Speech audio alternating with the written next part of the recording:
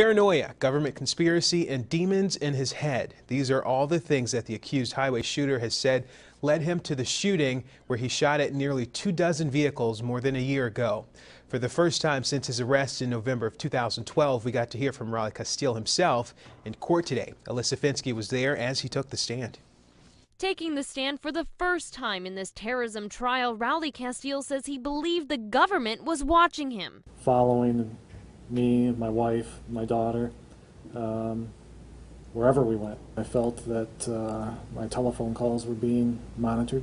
He even expressed that paranoia on his Twitter account in the days leading up to the shootings, referencing helicopters flying overhead, tweeting conspiracy theories about the government, and making statements like, "I carry everywhere I go." Casteel testified the paranoia made him anxious when driving, and with a 9mm at his side, he didn't think, just reacted. I saw this long line of traffic. Anxiety set in, fear, and I shot. It was to get rid of the demons, so to speak. But in cross-examination, he admitted there was intent behind the shootings. He didn't know who the drivers were, but he was sending the government a warning. Maybe it was to send a message to back off. I didn't trust the government. Casteel said he knew police were looking for him after the first day, and yet he still continued. But I was thinking that I may get a knock on my door someday. I wouldn't say that I didn't care. Yes, people were scared. Casteel is on medication. He has been since August 2013. He now admits that his paranoia was only just a figment of his imagination.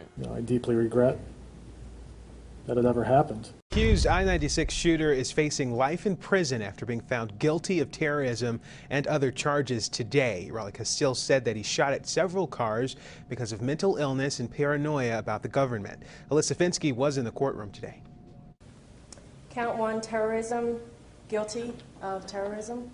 Raulie Casteel had little expression when the verdict was read, guilty of terrorism. But for his family, it was devastating. They knew he was guilty of the shootings, but were hoping the jury would see him as a father who needs help, not a terrorist who could spend the rest of his life behind bars. Disappointed that they accepted the prosecutor's case of terrorism. For one of the victims, Jennifer Kupiak, hearing the guilty verdict brings closure. There's not a day that goes by that I don't think about it. I have to take I-96 to work, and I have to think about it every time I get on that highway.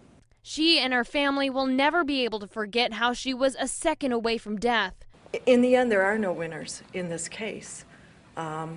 His whole family is destroyed through his actions. I don't have sympathy for him.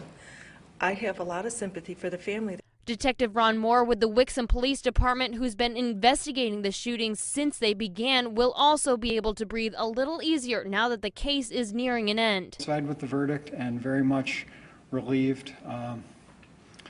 Certainly the investigation has long since concluded, but this portion of it, this judicial portion, I'm relieved that it's over. He didn't do it alone. Today's outcome was because of the hard work from all law enforcement agencies involved. The Attorney General thanked everyone for dedicating their resources to catching him before any lives were taken. Bill Schuette said Raulie Casteel committed acts of violence that terrorized our state in unimaginable ways. And today, the victims of his shooting spree received justice. In Howell, Alyssa Finsky, Fox 47 News.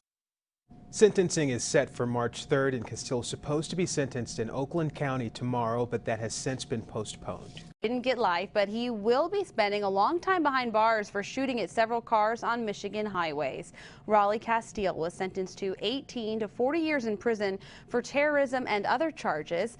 Anthony Sabella was in the courtroom as the sentence was read and tells us why victims and law enforcement want to see Casteel behind bars for as long as possible.